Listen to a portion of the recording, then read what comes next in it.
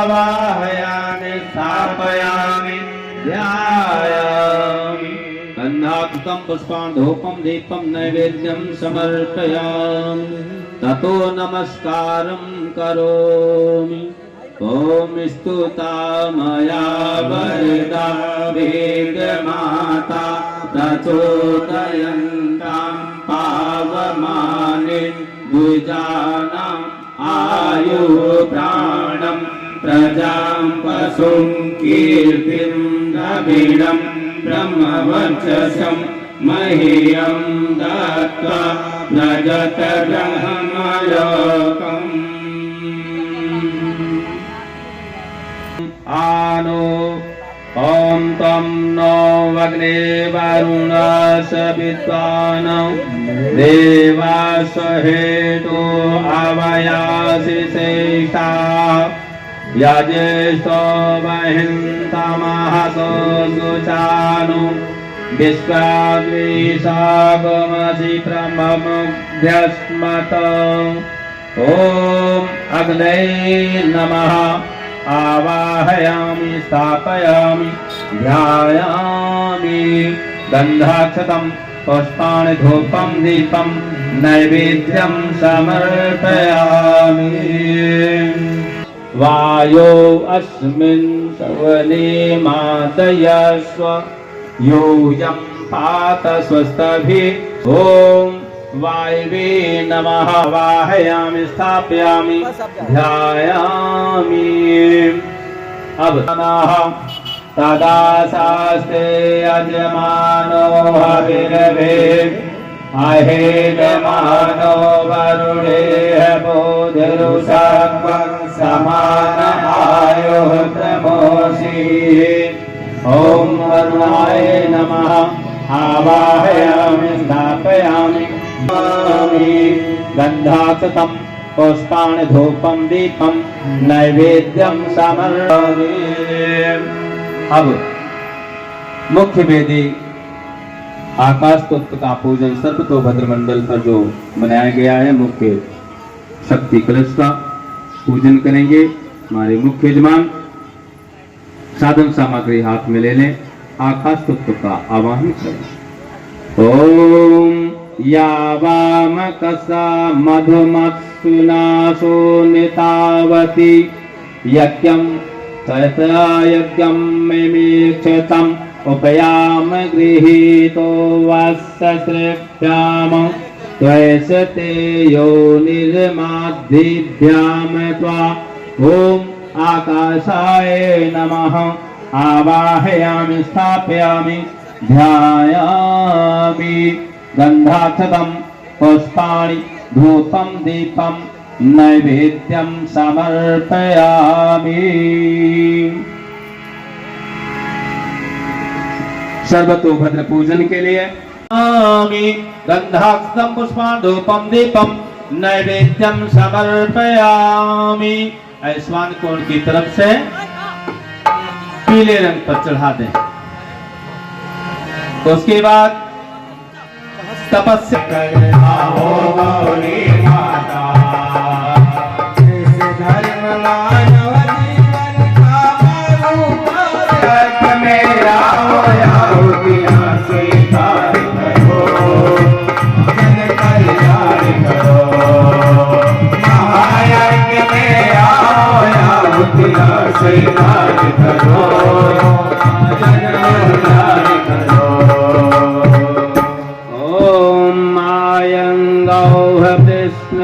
विष्णुत्रमीदसदन मातरं पुरा पितरं च प्रशंसः। ॐ गौरी नमः। आवाहयामि स्थापयामि ध्यायामि गन्धाक्षतं पुष्पाणि धूपं दीपं नैवेद्यं समर्पयामि। दूसरे नंबर पर चढ़ा दें। लक्ष्मी नारायणाभ्यां नमः। ओम उमा महेश्वराभ्यां नमः। ओम वाणी हिरण्यगर्भाभ्यां नमः। ओम सती नमः। ओम माता पितृचरण कमलेभ्यो नमः। ओम कुलदेवताभ्यो नमः। ओम इष्ट देवताभ्यो नमः। ओम ग्राम देवताभ्यो नमः। ओम स्थान देवताभ्यो नमः। ओम वास्तु देवताभ्यो नमः। ओम सर्वेभ्यो देवेभ्यो नमः। ओम सर्वेभ्यो ब्राह्मणेभ्यो नमः। ओम सर्वेभ्यः तीर्थेभ्यो नमः। ओम एतत् कर्म प्रधान श्री गायत्री देव्यै नमः। ओम आधार शक्त्यै नमः। ओम परमात्मा शक्त्यै नमः। ओम श्री परमात्मने नमः। ओम पूर्णं पुण्याहं दीर्घमायुरस्तु।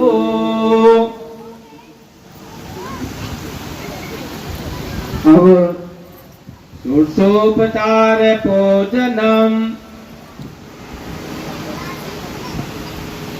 भाव करें। सारे देवी देवता पधार चुके हैं। हम उनके चरण धुल रहे हैं, जल चढ़ा रहे हैं। पाँव धुलाएं, जल चढ़ाएं। ओम त्रिपादोर्बहुते त्रिपुरसः पादो वत्सः भवत् पुनः ततो विश्वङ्गवेकामत शासनासने अभि। ओम सर्वेभ्यो देवेभ्यो नमः। अर्घ्यं समर्पयामि। हस्त शुद्धि के भाव से जल चढ़ा दें। ओम ततो विराट जायत विराजो वधिपुरसः स जातो वात्सरेष्यत पश्चाद भूमिमथो पुरः ॐ सर्वेभ्यो देवेभ्यो नमः आत्मनं समर्पयामि। शुद्धि के पुनः जल चढ़ा दें। ॐ तस्मादज्ञात सर्वभूतः संहृतं प्रसदाज्यम पशुस्तांश्चक्रे वाद्यान आरण्याग्रामय च ॐ सर्वेभ्यो देवेभ्यो नमः स्नानं समर्पयामि। स्नान के भाव से पुनः जल चढ़ा दें। ॐ लक्ष्मी नारायणाभ्यां नमः ॐ उमा महेश्वराभ्यां नमः ॐ वाणी हिरण्यगर्भाभ्यां नमः ॐ सचिवाः ॐ माता पितृचरण कमलेभ्यो नमः ॐ कुलदेवताभ्यो नमः ॐ इष्टदेवताभ्यो नमः ॐ ग्रामदेवताभ्यो नमः ॐ स्थान देवताभ्यो नमः ॐ वास्तुदेवताभ्यो नमः ॐ सर्वेभ्यो देवेभ्यो नमः ॐ सर्वेभ्यो ब्राह्मणेभ्यो नमः ॐ सर्वेभ्यः तीर्थेभ्यो नमः ॐ एतत् कर्म प्रधान श्री गायत्री देव्यै नमः ॐ आधार शक्त्यै नमः ॐ परमात्म शक्त्यै नमः ॐ श्री परमात्मने नमः ॐ पूर्णं पुण्याहं दीर्घमायुरस्तु।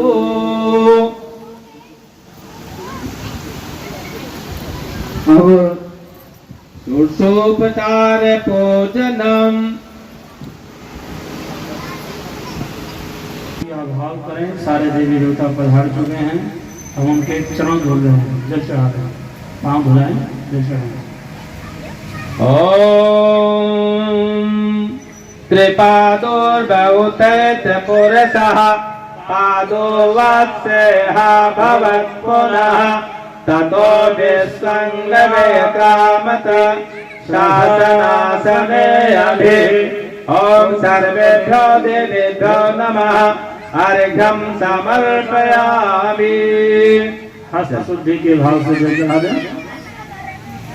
ॐ ततो विराट जायत विराजो वधिपुरसः स जातो वात्सरेष्यत पश्चाद भूमिमथो पुरः ॐ सर्वेभ्यो देवेभ्यो नमः आत्मनं समर्पयामि। शुद्धि के पुनः जल चढ़ा दें। ॐ तस्मादज्ञात सर्वभूतः संहृतं प्रसदाज्यम पशुस्तांश्चक्रे वाद्यान आरण्याग्रामय च ॐ सर्वेभ्यो देवेभ्यो नमः स्नानं समर्पयामि। स्नान के भाव से पुनः जल चढ़ा दें। ॐ सदामाजस्य बृहस्पतिर्यज्ञमिमं दनोदरेष्टं यज्ञं शमिमं दधातु विश्वे देवास इहमादयन्नामो यथेष्टम्। ॐ प्रज्ञापुरुषाय नमः।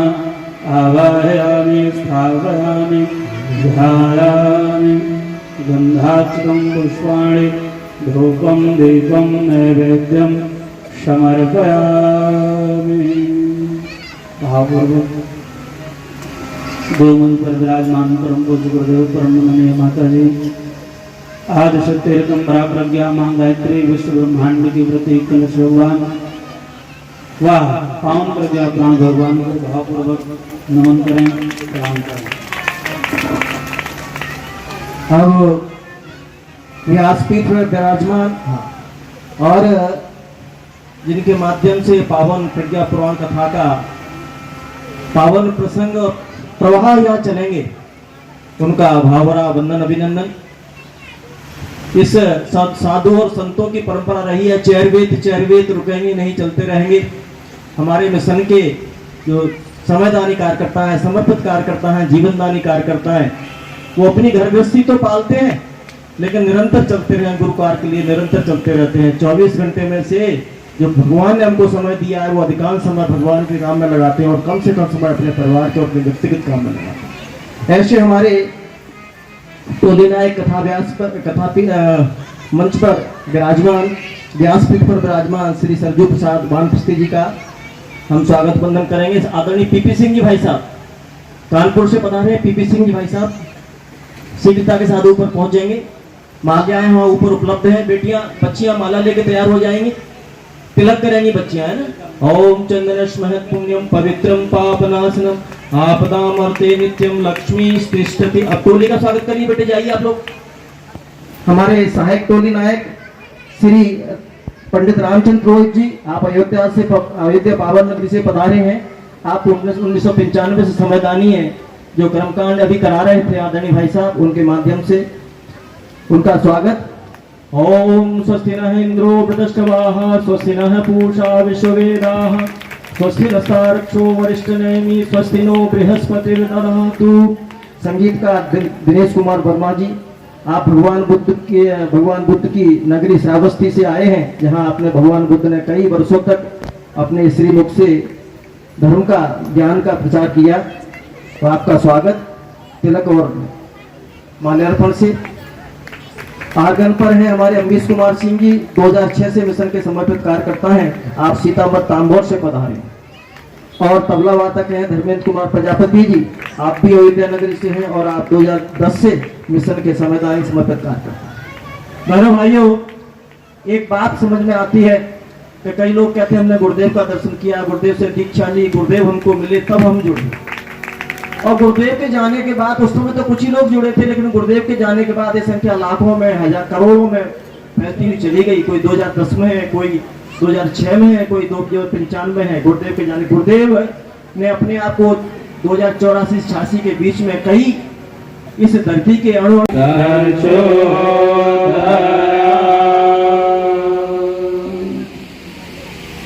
ओम अखंडानंद बोधाय शिष्य संतापहारिणे सच्चिदानंद रूपाय तस्मै श्री गुरवे नमः।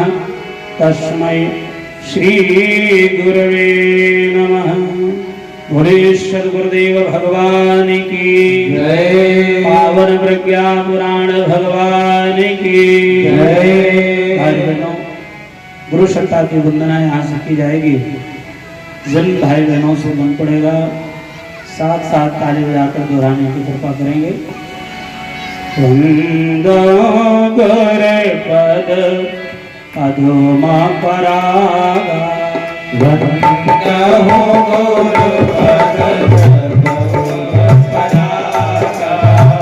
सुरुचि सवार सरस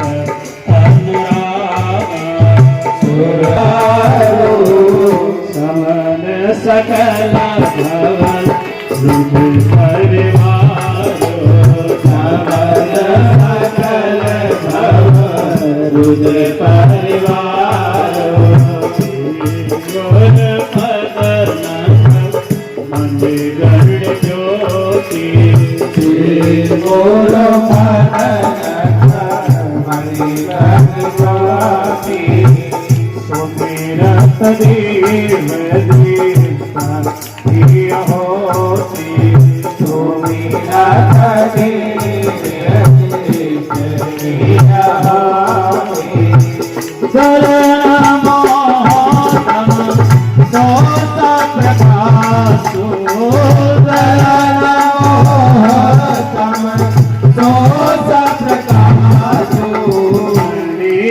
भाग्य आवय जा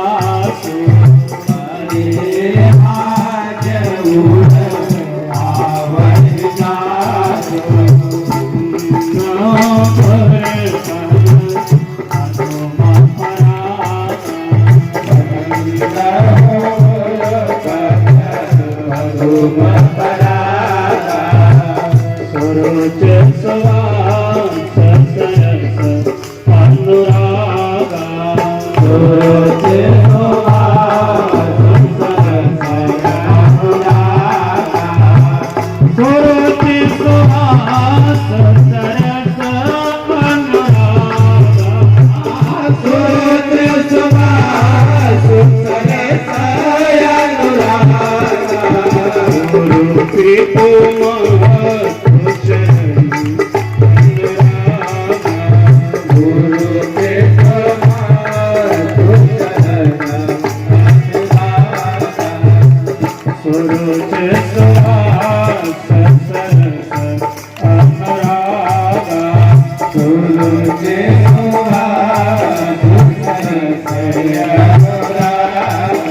बोले पावन प्रज्ञा पुराण भगवान की जय, सदगुरुदेव भगवान की जय। आत्मीय बंधुओं, मातृ शक्ति स्वरूपा माताओं बहनों, पिता तुल्य बड़े बुजुर्गों, नौजवान साथियों, भावी युग के कर्णधार नन्हे मुन्ने प्यारे बच्चों और बच्चों,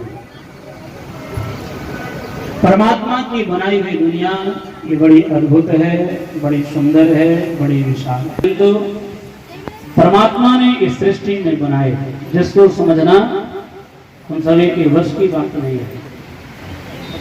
कहते हैं, शास्त्रों में मिलता है कि परमात्मा ने 84 लाख प्रकार की योनियां बनाई है। कितनी प्रकार की? 84 लाख प्रकार की योनियां बनाई है, जिसको समझना हम सभी के बस की बात नहीं, बड़ा कठिन है। हमने आपने जितना किताबों में पढ़ा, जितना बड़े बुजुर्गों ने बताया, जितना ऋषियों मुनियों ने बोध कराया, हम आप उतना जान पाए। पर भगवान की बनाई दुनिया बड़ी अद्भुत है, बड़ी सुंदर है, बड़ी विशाल है। कहते हैं 84 लाख प्रकार की योनियां परमात्मा ने इस सृष्टि में बनाई है। जीव विभिन्न योनियों में भ्रमण करता है, और जब उस जीव का पूर्ण उदय होता है और परमात्मा की कृपा होती है, तब धरती पर मानव के रूप में आने का सौभाग्य है। आइए हम सब देखा, बड़े भाग्य मानुष तन पाए, बड़े भाग्य मानुष तन पाए, बड़े भाग्य मानुष तन पाए, बड़े भाग्य मानुष तन पाए,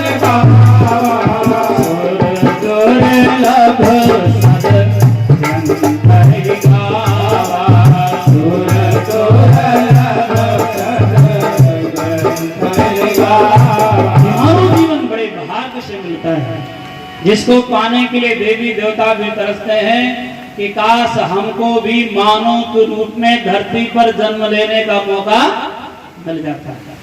क्या विशेषता है इस मानव जीवन की, जिसको पाने के लिए देवी देवता भी तरसते हैं? काश हमको भी मनुष्य के रूप में धरती पर जाने का सौभाग्य। काहे तो नहीं बोलते साहब, बोल दिया, हम तो आप लोगों के लिए छोड़ते हैं। क्या है कि जब यहाँ से बातचीत करते रहेंगे तो आपको निद्रा भवानी नहीं सताएंगे। दोपहरी में नींद ज्यादा आती है ना, यही समय है काम से फुर्सत पाने के बाद। लोग कहते वैसे क्या कहे महाराज, घर में रहते तो नींद नहीं आती है, कभी कभी नींद की गोली खानी पड़ती है लेकिन जब कथा में जाते हैं, सत्संग में जाते हैं तो क्या बात है, रहते रहते नींद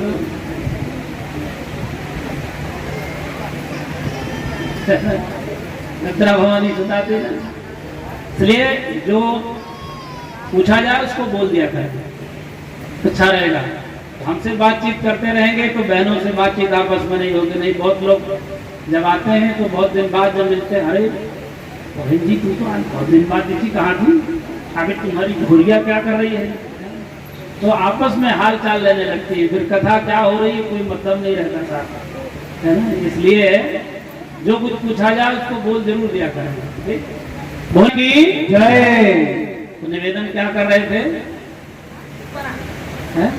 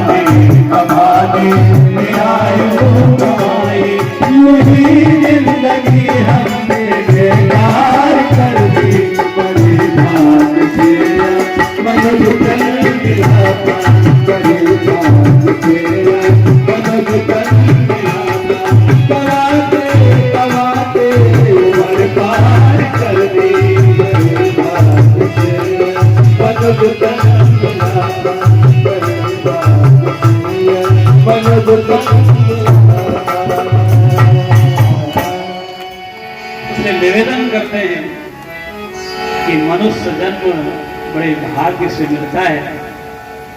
मनुष्य जन्म अनमोल है, मिले न बारंबार, और पक्का फल जो गिर गया लगे न दूजी। इसलिए ऐसे हीरे जैसे जीवन को यूं ही हम व्यर्थ ना लगाएं।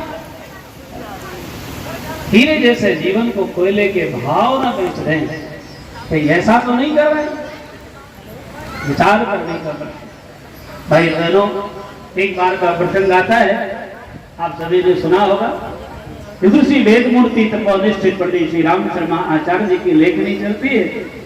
प्रज्ञा प्राण की पावन कथा में लिखते हैं, एक बार एक राजा जंगल में शिकार करने के लिए गया।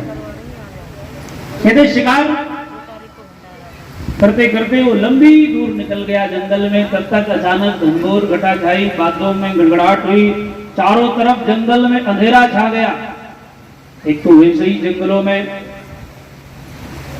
घने पेड़ों के कारण प्रकाश कम होता है, पर जब बादल काले आगे बढ़ रहे थे, उनका रथ आगे बढ़ रहा था अपने इस मृत्यु लोक में, अंधेरा बढ़ रहा था और फिर बादलों का घनापन, उसी में रास्ता भटक गए।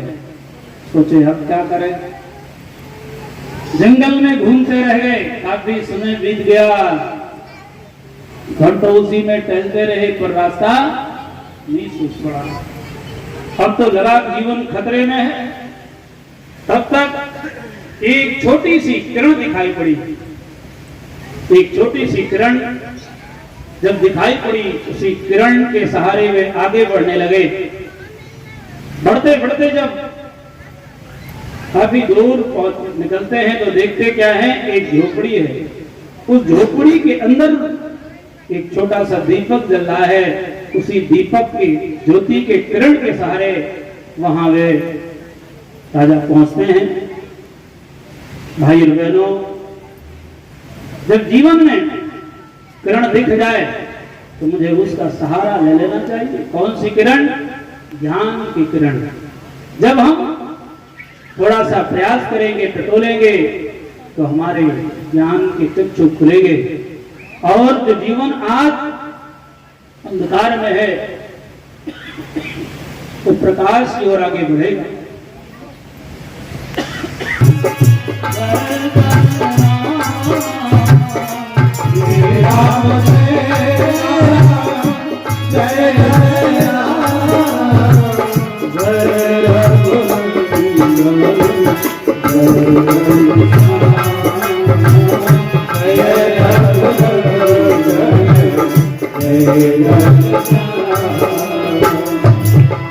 बोले बाल विद्या पुराण भगवान की रामचंद्र भगवान की।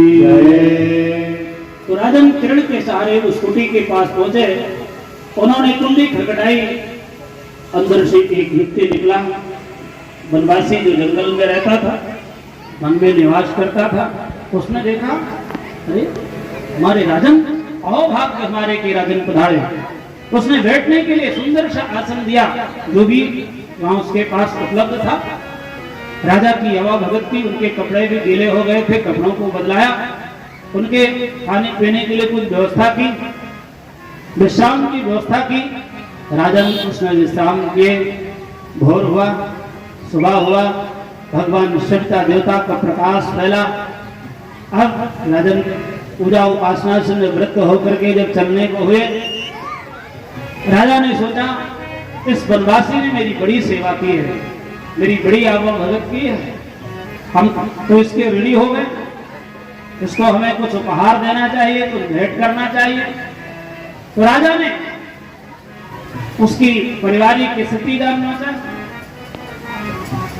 उस वनवासी ने अपनी पारिवारिक स्थिति से उन्हें अवगत कराया, अपने जीवन का परिचय दिया। उसने बताया राजन, मैं तो जंगल में वास करने वाला, कोई मेरे पास खेती किसानी नहीं है, कोई नौकरी व्यापार नहीं है, मैं तो मात्र जंगल की लकड़ियों को इकट्ठा करता हूँ, इसी से अपनी रोजी रोटी चलाता हूँ, बाजार में बेच करके जो धन मिलता है उसी से परिवार का भरण पोषण होता है। राजा ने सोचा इस वनवासी को क्यों ना हम, जिसने मेरे प्राणों की रक्षा की, आखिर उनके बदले में हम तो इसे उपहार कुछ नहीं दे सकते, पर इसके परिवार की जीविका चल सके, इसलिए उन्होंने एक सुंदर सा वन उसे भेंट कर दिया। अब वो वनवासी उस वन के बड़े बड़े पेड़ों को काटता, सोचा इतने मोटे मोटे पेड़ हम अपने सिर पर लाद करके काट करके कैसे बाजार में बेचने जाएंगे। तो उसने काट काट करके कोयला बनाना शुरू किया, कोयला बना बना करके बाजार में बेचने लगा। उससे उसके परिवार की व्यवस्था सुदृढ़ रूप से चलने लगी, परिवार का लालन पालन पोषण होने लगा। पर एक समय ऐसा आया वर्षा का कि महीनों भगवान वरुण देव की ऐसी कृपा हुई कि वर्षा चलती रही। जो उसने भट्ठा लगाया था कोयला बनाने के लिए, भट्ठा की आग बुझ गई, कोयला बनना बंद हो गया, जो कोयला स्टॉक में था धीरे धीरे खर्च हो गया। एक दिन ऐसी स्थिति आ गई, लगा कि अब परिवार भूखों मरने लगेगा, अब क्या करें, जो पूंजी थी वो भी खत्म हो गई, जमा पूंजी भी नहीं रही, कोयला भी नहीं रहा, अब कैसे परिवार का भरण पोषण चलेगा।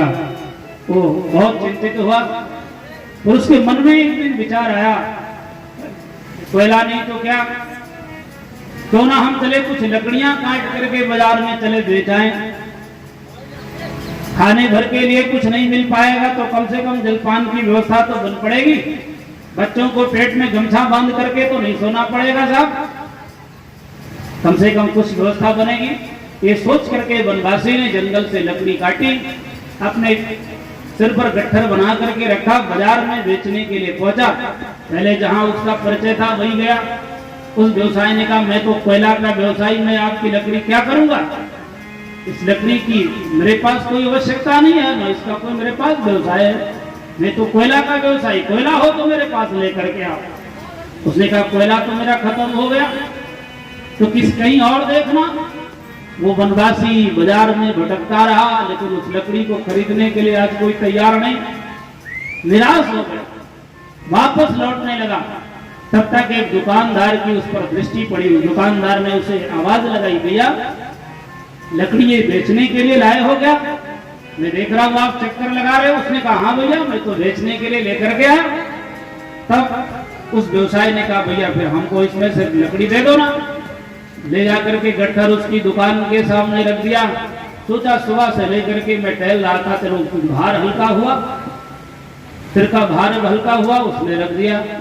उसके बाद उस दुकानदार ने अपनी आवश्यकता अनुसार उसमें से कुछ लकड़ी ले लिया। उसके बाद जो उसका मूल्य उसको प्रदान किया, उसके हाथ में जब उसका मूल्य रखा तो बहुत दिनों बाद उसने पैसा देखा था। माता लक्ष्मी की कृपा बहुत दिनों बाद हुई थी। मन में भाव उठा कि क्यों ना हम इसको अपनी जेब में रख लें। तब तक उसके मस्तिष्क में चिंता था, ना ना ना ऐसे नहीं रखते। वो बड़ा ईमानदार था अपने व्यवसाय के प्रति, साल सनाब धन कभी नहीं लेता। अपनी मेहनत का वो धन लिया करता था, पर अज्ञानता थी उसकी केवल। उसने कहा भैया दुकानदार जी आप कोई भूल कर रहे हैं। दुकानदार ने कहा मैंने आपकी लकड़ी की कीमत कम दी है क्या? अगर कम हो तो आप बताएं। उसने कहा नहीं नहीं नहीं सेठ जी ये लकड़ी की कीमत कम नहीं है, आपने तो इतनी कीमत दी है कि मैं न जाने कितने बड़े बड़े पेड़ों को काट करके कोयला बना करके ला करके बाजार में बेचता था, कितनी मेहनत करता था, बोरी भर के कोयला लेकर के आता था, तब भी इतनी कीमत नहीं मिलती थी। आपने इतनी छोटी सी लकड़ी की इतनी कीमत दी है। तब उस दुकानदार ने सिर पर हाथ रखा, अरे कैसी बात करते हैं, आपने इस लकड़ी का कोयला बना करके बाजार में बेच दिया। उस लकड़हारे ने कहा हाँ हमने तो यही किया, आखिर कौन सी ऐसी लकड़ी है? उस दुकानदार ने कहा आपने लकड़ी को पहचाना नहीं, ये सामान्य लकड़ी नहीं है, ये तो चंदन की लकड़ी। आपने चंदन की लकड़ी को कोयला बना करके बेच दिया। कहते हैं वो वनवासी बहुत अपने आप को कोसा कि मुझसे भूल हुई। भाई बहनों इस ज्ञान का अभाव था। सदगुरुदेव भगवान कहा करते थे बेटा ठीक उसी प्रकार से आज इस अनमोल जीवन को मनुष्य यूं ही केवल पेट व प्रजनन में गंवा देता है। ऐसे अनमोल जीवन को मनुष्य समझ नहीं पाता जो सब में सर्वश्रेष्ठ है।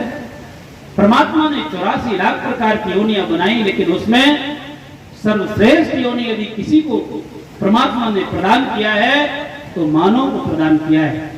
किसी ने एक बार भगवान से पूछा कि प्रभु आपने सृष्टि बनाई है, इस सृष्टि में आपको सबसे प्रिय कौन है? तो भगवान का उत्तर होता है सब मम प्रिय सब मम उपजाए।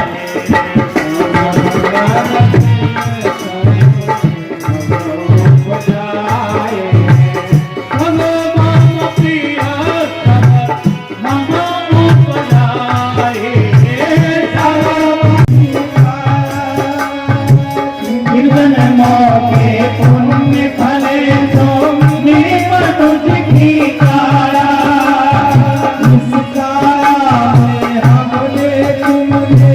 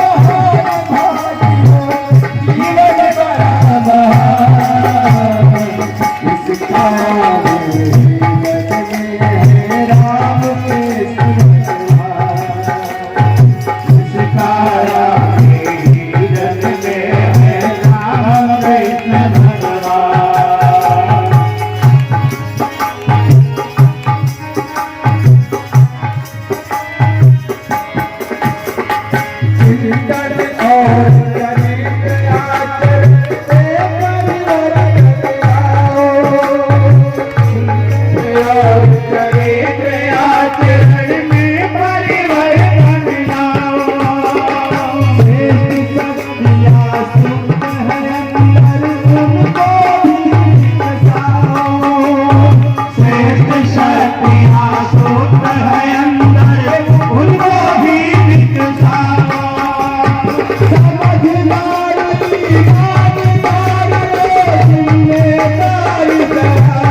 समझदारी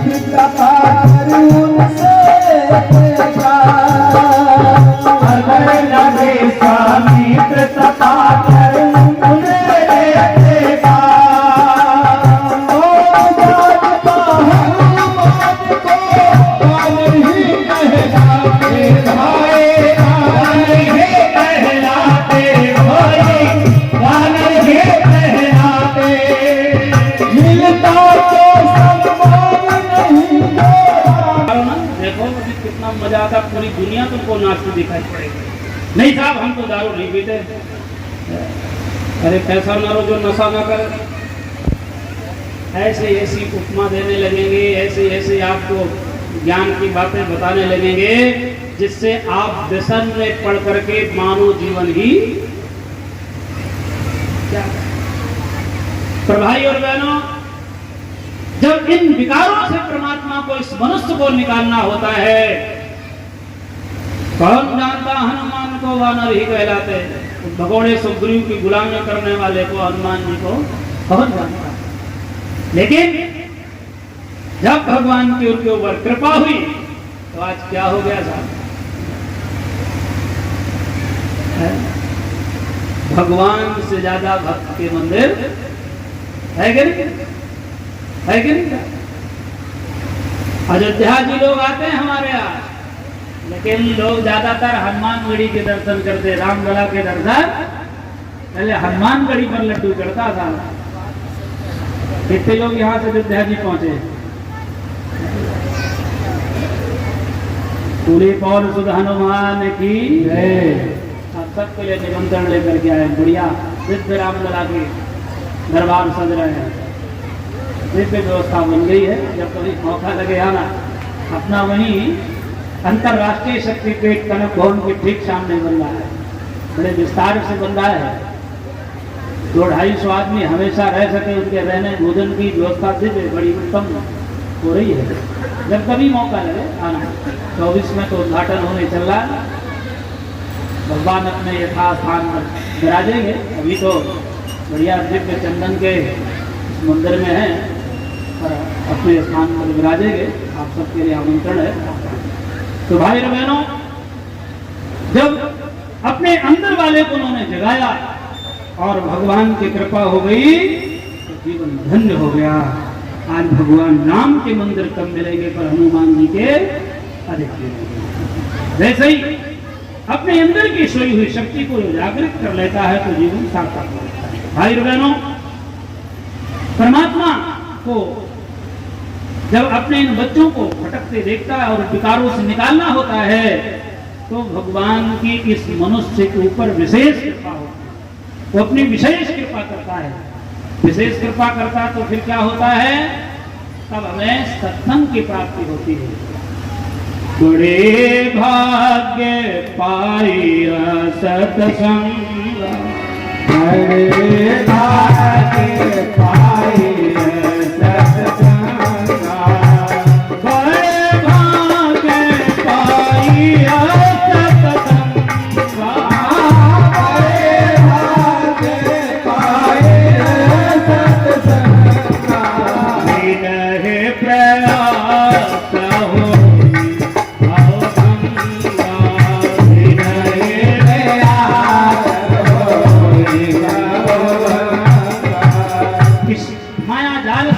हो बाहर निकालना होता है, विकारों से उसको बचाना होता है, तब वो परमात्मा मनुष्य पर विशेष कृपा करता है। जब विशेष कृपा करता है तब सत्संग की प्राप्ति होती है। न जाने कितने दिनों से ये व्यवस्था बन रही थी, बनते बनते आज ये सुयोग बना, कितने लोग इकट्ठे हुए। जिन पर भगवान की कृपा होती है वही सत्संग में जाते हैं, जिन पर उनकी कृपा नहीं होती वो सत्संग में। एक बार का प्रसंग आता है, कहते हैं एक राजा भगवान के बड़े भक्त थे। एक दिन भगवान का साक्षात्कार हुआ। भगवान ने राजा से कहा, राजन हम तुम्हारी भक्ति से प्रसन्न हैं, जो कुछ तुम मांगना चाहते हो सो मांग लो। क्या चाहते हो बताओ, कौन सा वरदान तुम्हें दें? राजा ने कहा, प्रभु मुझे पदार्थों की भूख नहीं है, ये जीवन मानव का मिला है, इससे मैं बहुत संतुष्ट हूँ, पर इतनी विनती है कि जो आपने अपना दिव्य दर्शन दिया है, मैं अपनी प्रजा को समझाता रहता हूँ भगवान की पूजा किया करो, ईश्वर का ध्यान किया करो। मेरी प्रजा तो वास्तव में वैसे तो बड़ी कर्तव्य परायण है, सब कार्यों को बड़े ढंग से करती है, लेकिन भक्ति के प्रति थोड़ा आलस्य बरतती है। इसलिए प्रभु हो सकता है आपके साक्षात्कार से मेरी प्रजा के अंदर भी भक्ति का भाव जग जाए, इसलिए जो विराट रूप का दर्शन आपने हमें दिया है वो हमारी प्रजा को भी।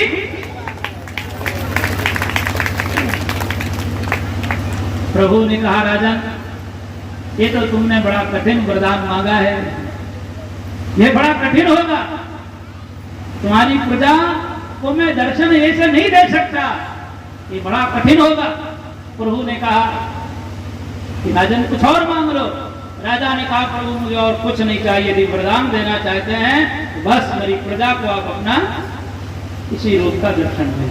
प्रभु ने कहा, ठीक है मैं आपकी प्रजा को दर्शन दूंगा, लेकिन हमारी भी एक शर्त है। क्या? अमुक पहाड़ी पर अमुक समय पर जब अपनी प्रजा को एक साथ लेकर के आओगे तब तुम्हारी प्रजा को मैं दर्शन दूंगा। समय निश्चित हो गया, स्थान निश्चित हो गया। राजा से कहा, जाकर के अपने राज्य में डुबकी पिटवा दो। राजा ने डुबकी पिटवा दिया, पूरी प्रजा को सूचना दे दिया, अमुक तिथि पर अमुक पहाड़ी पर अमुक समय पर भगवान दर्शन देंगे। जिनको विश्वास नहीं, लोग कहते हैं ना ऐसे हमारे राजा न जाने क्या बताते रहते हैं, चलो आज साक्षात्कार आप सभी को भगवान का कराएंगे, विराट रूप दर्शन का आप सौभाग्य आपको प्राप्त होगा। सारी प्रजा राजा के साथ चल पड़ी, राजा रानी आगे आगे पीछे पूरी प्रजा चल पड़ी। जब आगे बढ़ते हैं तो कहते हैं एक अद्भुत पहाड़ी, सुबह सुबह भगवान सविता देवता के जब दर्शन हुए, उनका प्रकाश पड़ा तो पहाड़ी चमचमा उठी। उस चमचमाती पहाड़ी को देख करके प्रजा और आकर्षित हुई, बहुत तेजी से आगे बढ़ी। श्वेत पहाड़ चमचमा रहा है। प्रजा ने कहा, आखिर ये कैसी पहाड़ी है? नजदीक में प्रजा पहुंची तो देखते क्या है, तो चांदी का पहाड़ था। सारी प्रजा चांदी बटोरने में लग गई। राजा ने कहा, ना ना ना, ये चांदी के चक्कर में कहां पड़े हो, चलो समय तेजी से बीत रहा, नहीं भगवान के दर्शन नहीं हो गए। प्रजा ने कहा, प्रभु जीवन में पहली बार इतनी चांदी देखी है, यहाँ खाने के लिए लाले पड़े हैं, दर्शन वर्शन बाद में करेंगे, पहले चांदी इकट्ठा कर ले। तो कोई अपने साल में बांधने लगा, कोई गमछा में बांधने लगा। बहुत समझाने पर कुछ प्रजा राजा के साथ चलने को तैयार हुई, बाकी ज्यादा से ज्यादा प्रजा उसी चांदी के पहाड़ पर अटक गई, चांदी बटोरने में लग गई। मित्रों, फिर राजा जब आगे बढ़ते हैं तो देखा और एक सुंदर सा सुनहरा पहाड़, वाह, उसकी चमक तो आंखों को भी फेल कर रही थी। इतना अद्भुत उसकी चमक, जब भगवान सत्ता देवता का प्रकाश पड़ रहा तो उसकी चमक क्या दिव्य थी। और प्रजा तेजी से बड़ी, आखिर ये कैसी पहाड़ी है, क्या अद्भुत अद्भुत पहाड़ है। आगे जब बढ़े तो देखे सोने का पहाड़, पूरी प्रजा सोना बटोरने में लग गई, रानी का भी मन मचल गया। सत्संग से ही मिलते सतगुरु भगवान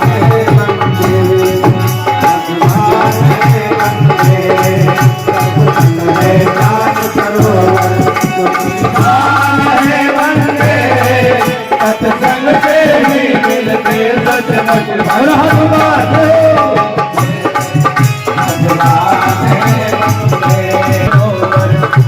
भगवान रे वंदे। सत्संग से ही मिलते सचमुच भगवान रे वंदे, भगवान रे वंदे।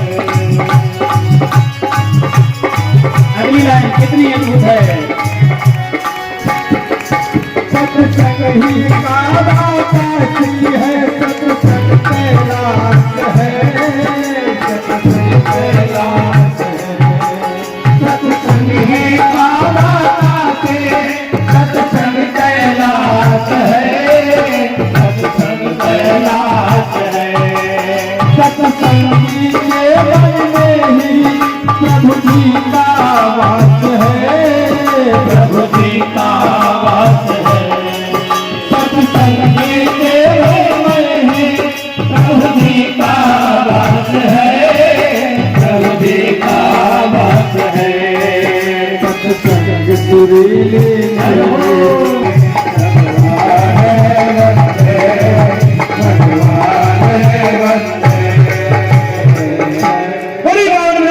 भगवान की सत्संग आधार है पाने का।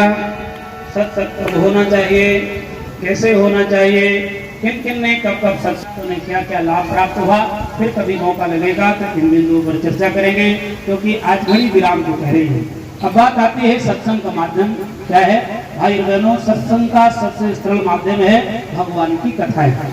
इसलिए जब जब जैसी जैसी आवश्यकता पड़ी वैसे वैसे कथाओं की व्यवस्था बनी। समस्याएं बनती है, आप सबको पता होगा कि ये कोरोना काल आया तो समस्या हुई कि नहीं हुई साहब। उसके लिए व्यवस्था बनाई गई, जब इंजेक्शन बना तब राहत मिली। तो बीमारी के हिसाब से इलाज होना जरूरी है, नहीं तो साहब एक बार का प्रसंग आता, कहते एक परिवार में एक्सीडेंट हो गया, बेचारे सेठ जी बाहर थे, एक्सीडेंट हो गया, लोगों को पता चला, देखा उनके जेब में कार्ड था, उनके घर पहुंचाया। अब बच्चे घर में थे नहीं, बाहर थे। अब वो सेठानी बेचारी क्या करे, परेशान थी, तो देखा तो वो बहुत छटपटा रहे थे। तब उनके विचार में आया, क्योंकि बेचारी पढ़ी लिखी थी नहीं, कि ऐसे जब बहू का सर दर्द कर रहा था तो बहू भी ऐसे छटपटा रही थी, बहुत चीख चिल्ला रही थी। तब डॉक्टर साहब के पास गए थे तो उन्होंने एक डिबिया दे दिया था, उस डिबिया से हमने निकाल करके उसके मस्तिष्क में मल दिया था तो राहत मिल गई थी। लाओ इनके पैर में भी उसी को मल देता, राहत मिल जाए। तो भाई और बहनों, सिर दर्द का विक्स पांव की टूटी हुई हड्डी में काम करने वाला नहीं है। इसलिए जिस तरीके की बीमारी वैसा इलाज। जब जब जैसी जैसी समस्याएं आई वैसे वैसे कथाओं की व्यवस्था बनी। जब भगवान राम आए तो राम कथा लिखी गई, भगवान कृष्ण आए तो भागवत कथा लिखी गई। जैसे जैसे आवश्यकताएं हुई वैसे वैसे समय समय पर कथाओं की व्यवस्था बनी। आज के युग में प्रज्ञा की आवश्यकता थी।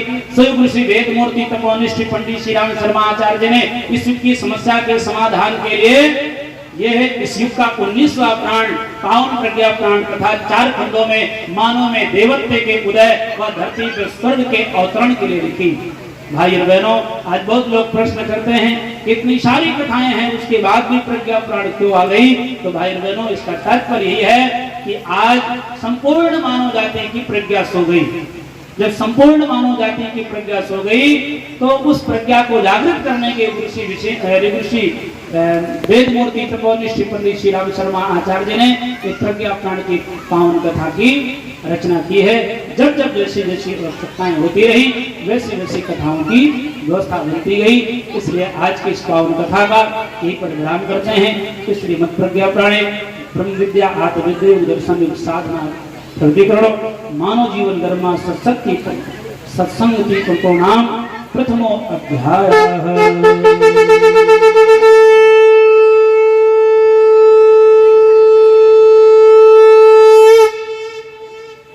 प्रज्ञा पुराण का आयोजन करा गया है कि हमें सत्संग से जुड़ना चाहिए, हमें भगवान से जुड़ना चाहिए।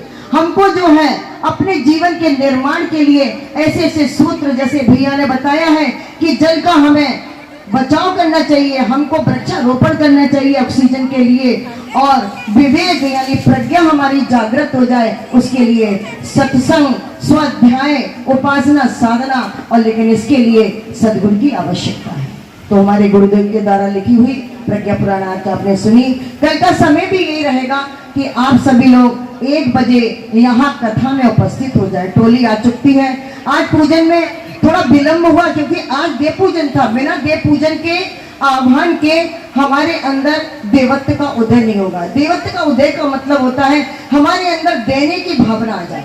हमारे अंदर देवत्व का मतलब देवता लोग देते हैं, सूर्य देता है, चंद्र देता है, वायु देता है, ग्रह देता है, लेकिन मानव एक ऐसा है कि सब कुछ बटोर के रखता है। उसके बारे में यही है कि प्रवृत्ति हमारी अच्छी हो। एक दानव की प्रवृत्ति है जो पाने की है, और एक देने की प्रवृत्ति है जो देवत्व है। तो उसके बारे में जो बताएंगे, तो ये आप जो है देवताओं का आह्वान हुआ। मैं भोजन कर रही थी और भोजन करते समय यहाँ पर बराबर आह्वान चल रहा था, तो मुझे आभास ही कौन आ रहा है, कौन आ रहा है, कौन निकल रहा है।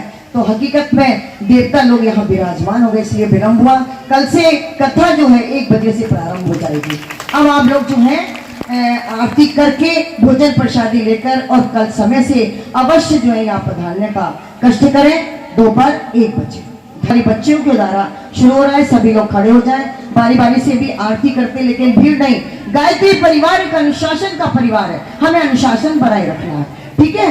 और जिससे यहाँ पर अपनी एक वो दिखाई दे कि हाँ हमारी बहनें जो है प्रज्ञा उनकी निखर रही है। चलिए धन्यवाद सभी को। आरती का क्रम आगे है। जन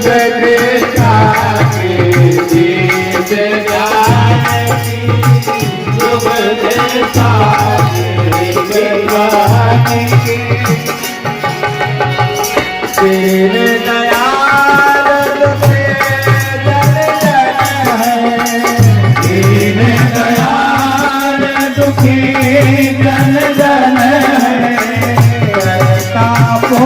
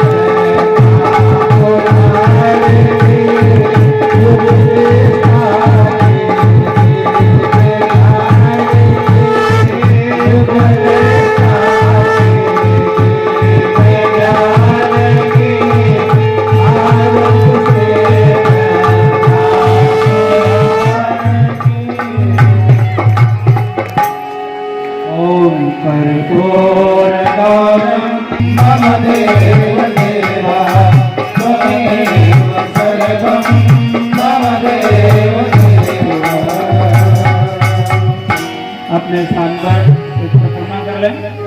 ओम ज्ञान गान जपापानि ज्ञाता ज्ञात गतानि च तानि सर्वाणि नश्यन्ति प्रदक्षिण पदे पदे। आत्मदेव की परिक्रमा दाहिनी तरफ से जैसे सूर्य भगवान परिक्रमा करते हैं सृष्टि की, वैसे घूमें। आरती में आचमन कराएं। ओम आर्तिक्यम आचमनियम समर्पयामि। ऐसे रोज़ ताज़ा खबरें देखने के लिए हमारा चैनल DBC 24 न्यूज़ को सब्सक्राइब करें, साथ ही बेल आइकन भी दबाएं।